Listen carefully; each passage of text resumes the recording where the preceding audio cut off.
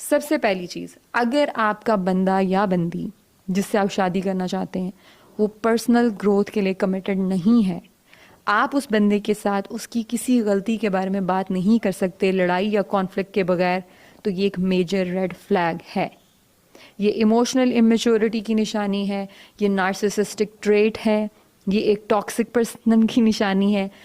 Ideally ایک adult کو open ہونا چاہیے، ٹھیک ہے، وہ ایڈمٹ کرے یا نہ کرے، وہ اسے اگری کرے یا نہ کرے، لیکن اس کو اتنا اوپن ضرور ہونا چاہیے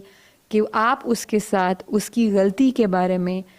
تسلی سے، تمیز سے، لڑائی کیے بغیر بات کر سکیں.